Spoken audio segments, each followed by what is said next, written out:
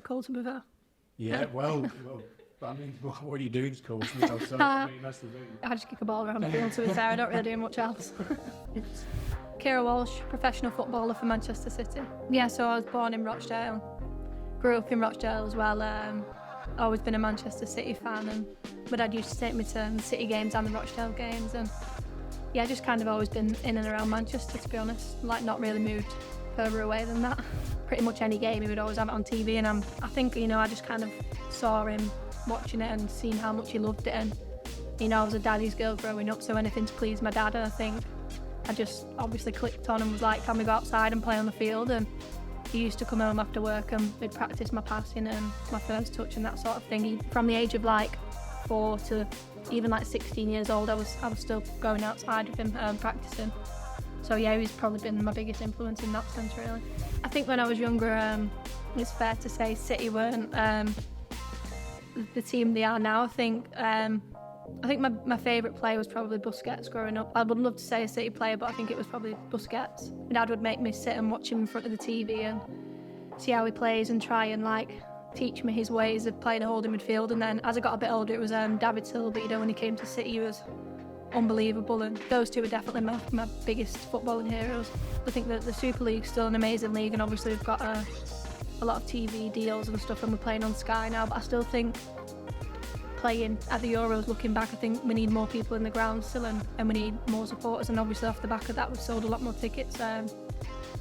But for me, you know, Super League's such a competitive league. There's some unbelievable teams and unbelievable players, and pretty much every week you've got to be on top of your game.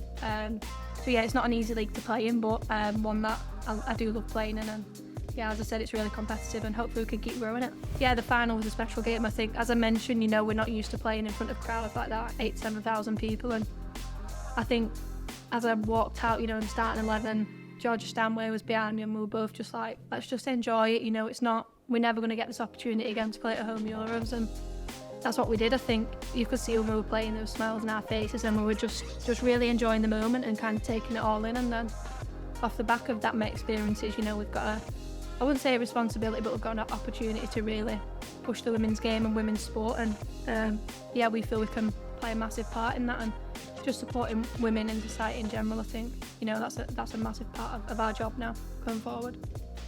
Aside from winning the Euros, I think that's definitely at the top of the list. I think the standout moment, it was a small moment in a game. Obviously, you know, the first time I won the Conti Cup, it was such a special moment because it was the first trophy I'd won as a professional. But it was more kind of the moment before the game when Nick told me I was playing, and you know, the confidence he had in me. And I think that for me was kind of the turning point of my mentality. Was like, I am a good player. I'm kind of here to stay. And I think for me, that one moment kind of set me on this path now for the career that I've had, and hopefully to continue.